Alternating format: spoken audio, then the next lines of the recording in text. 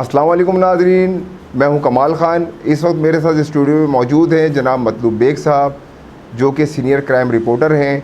आए आज हम जानने की कोशिश करेंगे कि कराची में बढ़ते हुए वारदात और स्ट्रीट क्राइम को किस तरीके से पुलिस कंट्रोल करने में नाकाम नज़र आ रही है या कामयाब है।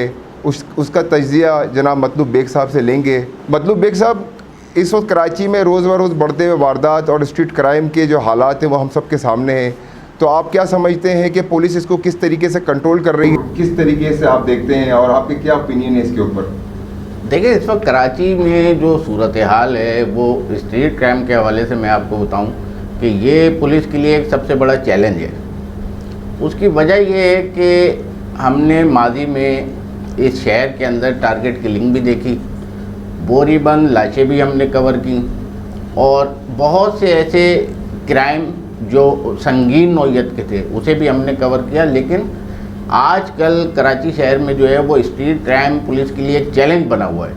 तो पुलिस उसके लिए भरपूर और मौसर कार्रवाइयाँ करने की ताकत रखती है, लेकिन उसके बावजूद जो डकैत गिरोह जो शहर के अंदर सरगर्म है वो इस वक्त जो है पूरे शहर में मुख्तलिफ़ मकामात पे इस वक्त, जैसे मैं आपको बताऊं कि बहुत सारे ऐसे इलाके हैं। एक ज़माने में जो है वो गुलशन डिवीज़न जो है वो स्ट्रीट क्राइम के लिए जो है वो सबसे ज़्यादा फ्रूटफुल था मुल्ज़िमान के लिए और जो डकैत गैंग जो सरगर्म है कराची में। लेकिन आजकल जो है वो कोरंगी जोन जो है, कोरंगी ज़िला जो है वो इस वक्त पहले नंबर पे आ रहा है स्ट्रीट क्राइम के हवाले से। इसी तरीके से आप देख लें कि साउथ है, उधर साउथ में जो पॉश इलाके हैं वहाँ पे ज़िला सेंट्रल में, वेस्ट में, मलीर में भी इस वक्त जो है बहुत ज़्यादा वारदातें हो रही हैं। और आपको पता ही है कि जो स्ट्रीट क्रिमिनल हैं वो इतने तरबियत याफ्ता होते हैं, या उनको कहा जाए कि वो अपनी जान बचाने के लिए सामने वाले की भी जान ले लेते हैं। तो ये है इस वक्त कराची शहर की सूरत हाल। मतलब साहब, आप एक हमें ये भी सुनने को मिलता है कि जितने भी वारदात होते हैं और इसमें जो मुलविस लोग होते हैं ये शहर के बाहर से लोग आते हैं। जैसे यहाँ पे कहा जाता है कि ईद के दिनों में यहाँ पे वारदातें कम हो जाती हैं, तो ये क्या ये बाहर के लोग होते हैं? ये ऐसा है और बहुत सारी वारदातें ऐसी हुई हैं जो बहुत सारे मुल्ज़िमान गिरफ़्तार हुए हैं, पकड़े गए हैं, पुलिस के शिकंजे में आए हैं।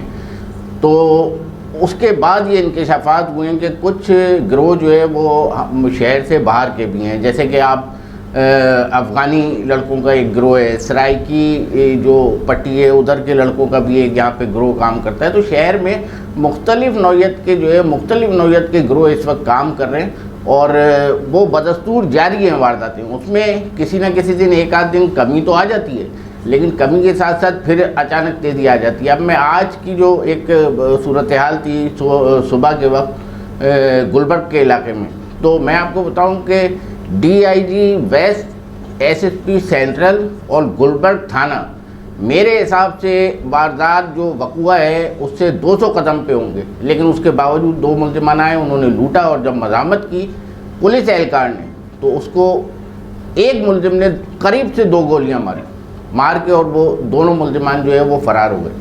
तो ये सूरत हाल है कराची की। इसके ऊपर जो है जो अभी हमारे IG हैं, IG सिंध जो है गुलाम नबी मेमन, इनका बहुत वर्क है इसके ऊपर। उन्होंने बहुत काम किया है। जिस वक्त वो एडिशनल IG कराची आए फर्स्ट टाइम और उन्होंने चार्ज लिया तो उन्होंने सबसे पहले सलीम वाइदी ऑडिटोरियम में एक उन्होंने पुलिस अफसरान का इजलास तलब किया, जिसमें उन्होंने लंदन की पुलिस से मवाजना किया, अमेरिका में जो क्राइम होता है उसके हवाले से उन्होंने उसका मवाजना किया जो कराची में इस वक्त वारदातें हो रही हैं। लेकिन ये है कि गुलाम नबी मेमन की मेहनत अपनी जगह है, लेकिन उसके बावजूद कराची में स्ट्रीट क्राइम जो है उसने सर उठाया हुआ है। मतलब साहब, फिर दूसरी तरफ ये भी सुनने को मिलता है कि दर पर्दा पुलिस भी इसमें इन्वॉल्व होती है, कोई गैंग के साथ इनकी भी बहुत सारी जगहों पे पुलिस के एहलकार भी गिरफ्तार हुए। नहीं, असल में ऐसा है तो नहीं, लेकिन ये है कि हाँ चंद एक वारदातें जो गुज़िश्ता दिनों एक फिरोज़ाबाद के इलाके में हुई थी, वहाँ पे एक मर्डर भी हुआ था, तो जिसने फायरिंग की थी वो भी एक पुलिस एहलकार था। उसके अलावा भी कुछ वारदातों के अंदर जो है जो साबका पुलिस एहलकार होते हैं, डिसमिस फ्रॉम सर्विस होते हैं, तो वो जो है वारदातों में मुलविस पाए गए हैं और उसके लिए बाकायदा एक तहकीकाती कमेटी भी बनी थी और स्क्रूटनी का अमल शुरू किया गया था पूरे महकमे पुलिस में। तो पुलिस अभी इस वक्त क्या आप देखते हैं कि पुलिस क्या किस हद तक कामयाब है इसको कंट्रोल करने में, और पुलिस के क्या आगे उसको? देखिए, पुलिस जो है ना वो तो अपना एक काम कर रही है कराची शहर में। इस वक्त मैं आपको बताऊं कि पुलिस ने जो स्ट्रीट क्राइम है उसको कंट्रोल करने के लिए, उस पर काबू पाने के लिए बहुत हद तक कोशिशें की हैं। जो इन्होंने पूरे शहर में कैमरास का एक जाल बिछाया था, उस कैमरास के ज़रिए। अच्छा, उसके अलावा मैं आपको बताऊं, जो हमारे कराची शहर के जो शहरी हैं उनका बड़ा कोऑपरेट है पुलिस के साथ, क्योंकि इस वक्त हो ये रहा है कि कोई भी वारदात होती है तो हर जगह कैमरे लगे हुए हैं। उधर चाहे कोई सिटी गवर्नमेंट का है या कराची पुलिस के इश्तराक से जो लगाए गए हैं कैमरे, वो हो या ना हो, लेकिन जो शहरियों ने लगाए हुए हैं रेस्टोरेंट के बाहर, बेकरी के बाहर, स्टोर के बाहर या घर के बाहर या स्कूल के बाहर, तो उन कैमरों से जो फुटेजेज हासिल होती है तो उसमें जो है वो मुल्जिमान को गिरफ्तार करने में जो है वो बहुत ज़्यादा आसानी पुलिस को मिलती है, और पुलिस अपना काम कर रही है। और इंशाल्लाह आप देखेंगे कि इस बड़ी बड़ी संगीन नौयत की वारदातें हैं और टारगेट किलिंग जैसी उस पर जो है पुलिस ने काबू पाया है। इंशाल्लाह इस पर भी काबू पाएंगे। तो साहब, अभी आप इन फ्यूचर क्या देखते हैं कि कोई लेटेस्ट टेक्नोलॉजी भी लेकर आ रहे हैं ये, या वो पुराने बोसीदा सिस्टम को लेके चल रहे हैं? इन्वेस्टिगेशन के हवाले से आजकल जदीद आलात आ गए हैं। नहीं, बिल्कुल देखें, जदीद चीज़ें जो है वो हर दौर में चलती चली आई हैं, लेकिन आपने इन्वेस्टिगेशन का जो आपने जिक्र किया है, तो मैं बड़े अफसोस के साथ ये कहना चाह रहा हूँ कि गिरफ्तारियाँ शहर में स्ट्रीट क्रिमिनल्स की बहुत होती हैं।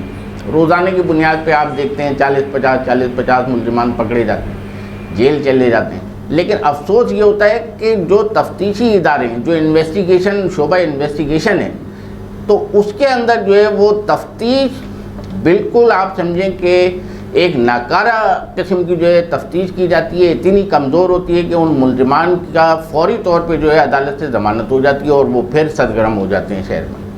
चीज़ जानिब ये भी सुनने को मिलता है कि हमारे कानून में इतने सिकम है कि उससे जो बड़े से बड़ा डाकू और दहशतगर्द जो है वो निकल जाता है, तो इसके लिए क्या कहेंगे? नहीं, बहुत सारे देखें ना, इसके ऊपर कराची के अंदर जो CTD है, वो ABCC है, वो इसके ऊपर बहुत काम कर रहे हैं, और जितने भी हाई प्रोफाइल केसेस होते हैं तो उसके अंदर CTD जो है वो कामयाबी हासिल करती है। और वो चाहे मुल्जिमान किसी भी शहर में चले जाएं, आपके मुल्क में किसी भी शहर में हो, इंशाल्लाह उसको जो है वो पुलिस गिरफ़्तार करती है और उनको जो है तफ्तीश में शामिल किया जाता है। साहब, आप as a senior crime reporter आप क्या समझते हैं कि मज़ीद इसके अंदर पुलिस को क्या हिकमत अमली करनी चाहिए ताकि क्राइम को जो है कंट्रोल किया जा सके, बिलखुसूस कराची में?